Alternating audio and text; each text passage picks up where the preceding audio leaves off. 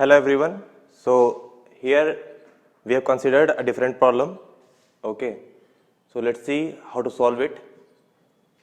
देखिए इसमें पूछा गया है कि find the current in all the resistive branches of the given circuit. इसमें देखिए दो मेश हैं, ठीक है.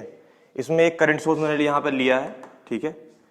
इसका क्या यूज है और कैसे इसको हम अटेंड करेंगे वो भी हम देखेंगे इसमें. तो देखिए सेम प्रोसेस से हम आगे बढ़ते हैं. पहला कि नंबर ऑफ मेश कितने होंगे, ठीक है. नंबर ऑफ मेश कितने होंगे, तो आई थिंक अभी तक आप समझ चुके होंगे. एक मेश ये है, दूसरा मेश वो है, तो नंबर ऑफ मेश हो गए 2. नंबर ऑफ अगर हम कहें कि इक्वेशन रिक्वायर्ड कितनी है, नंबर ऑफ इक्वेशन रिक्वायर्ड तो होती है नंबर ऑफ मेश के बराबर, ठीक. तो वो कितना हो जाएगा 2. इसका मतलब दो इक्वेशन से हम इसको सॉल्व कर लेंगे, ठीक है. फिर हम करते क्या है, हम असाइन करते हैं करंट. तो मेश 1 में मान लीजिए हमने करंट असाइन कर दी I1 और मेश 2 में जो असाइन करी वो हो गई I2, ठीक है. क्लियर है. मेश 1 की अगर हम बात करें A, let's say this is B, this one is C, D, E and F, ठीक है. जरा देखिए आप A, B, E, F और A, जो मेश 1 है उसमें कितने एलिमेंट है, 3 एलिमेंट है. एक 10 ओम का रेजिस्टेंस है, 5 ओम का रेजिस्टेंस है और 100 वोल्ट की बैटरी है, ठीक है. यहां तक क्लियर होगा आपको. देखिए इसके लिए लिखेंगे, ये हो जाएगा माइनस, ये हो जाएगा प्लस, ठीक है. इसके लिए देखिए करंट की डायरेक्शन चलेंगे तो हायर पोटेंशियल से लोअर पोटेंशियल, इसके लिए लिखेंगे तो हायर पोटेंशियल से लोअर पोटेंशियल.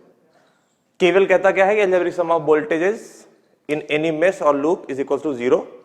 तो हमको सारे के वोल्टेज लिखने हैं, तो हम लिखना स्टार्ट करते हैं.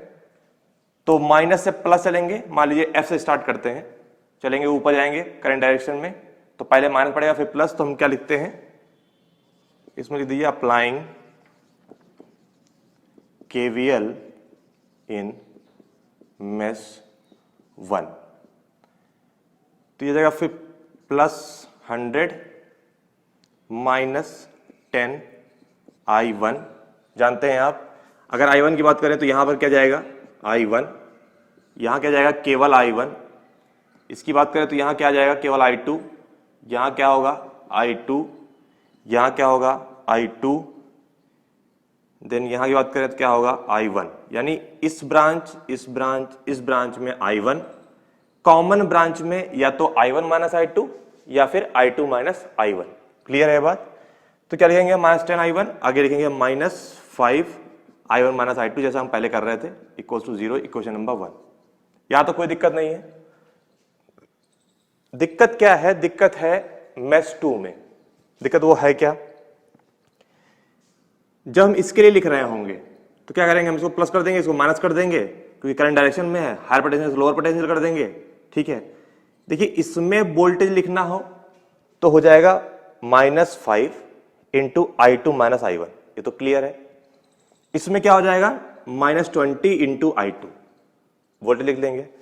बट करंट सोर्स का वोल्टेज हमें नहीं पता है, ठीक है. जब हमें करंट सोर्स का वोल्टेज नहीं पता है तो हम वोल्टेज लिख ही नहीं सकते.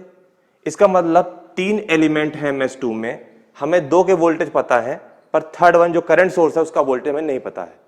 तो याद रखिएगा, if there is a current source present in any mesh then you can not apply KVL, ठीक है, इन दैट मेश, ठीक है. तो ये चीज आप नोट कर लीजिएगा.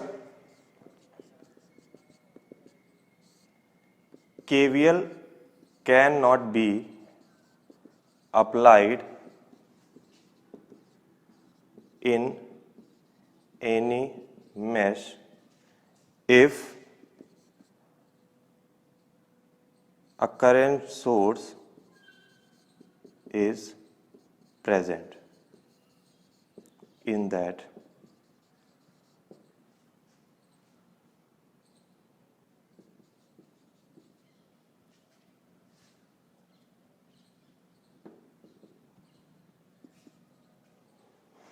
KVL cannot be applied in any mesh if a current is present in that mesh, ठीक है.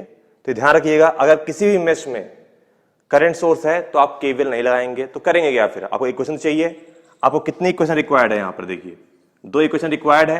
आपके पास है कितनी, एक इक्वेशन है. दूसरी इक्वेशन कैसे आएगी, दूसरी इक्वेशन आपकी करंट सोर्स से ही आएगी। ठीक है, कैसे आएगी? देखिए एक ब्रांच है सी से डी, ध्यान रखिएगा, सी से डी एक ब्रांच है। उस ब्रांच में ये सर्किट कहती है कि 10 एम्पियर का करंट अपवर्ड है और ये 100% ट्रू है, जिसको कोई भी झुठला नहीं सकता। और जो हमने माना है उसके अकॉर्डिंग I2 डाउनवर्ड है, सही बात है। और ध्यान रखेंगे एक लाइन होती है कि कोई किसी भी ब्रांच में दो करंट्स नहीं हो सकती। ठीक है, तो आप इसका मतलब क्या हुआ, ये भी सच हो और ये भी सच हो, दोनों के एक साथ होल्ड करने के लिए आप लिख सकते हैं कि I2 क्या होगा, -10। ये इक्वेशन नंबर 2 हो जाएगी। -10 क्यों लिया? अगर I2 की डायरेक्शन करंट सोर्स की डायरेक्शन से मैच कर रही होती तो हम लिख देते I2 इक्वल टू 10 एम्पियर लिखते। बट यहां पर देखिए I2 की जो डायरेक्शन है और जो 10 एम्पियर करंट सोर्स की डायरेक्शन है वो ऑपोजिट है, इसलिए हमने क्या किया, I2 की वैल्यू को क्या बोल दिया, -10 है। ठीक है, बस इसको सॉल्व कर लीजिए। यहां से आपको I1 की वैल्यू क्या मिल जाएगी, you will get I1 equal to, यहां देख लिए 100, यहां पे आप 10 पुट कर देंगे तो 50 आ जाएगा, 50 यह जाएगा 10/3 मीन्स 3.33 एम्पियर। ठीक है, तो ये हो गया आपकी I1 की वैल्यू। इसका मतलब अगर पूछा जाए कि करंट इन 10 ओम क्या है तो I1 है, करंट इन 20 ओम क्या है that is I2, and current in 5 अगर पूछा जा रहा है डाउनवर्ड मान लीजिए तो I1 माइनस I2 लिख दीजिएगा। ठीक है, तो इस तरह से आप तीनों वैल्यू लिख सकते हैं रेजिस्टेंस में। ठीक है, तो आई होप ये आपको समझ में आया होगा प्रॉब्लम। ठीक है, अगर कोई दिक्कत है, कोई प्रॉब्लम है, आप कमेंट बॉक्स में पूछ सकते हैं। ठीक है, thank you so much, stay with us.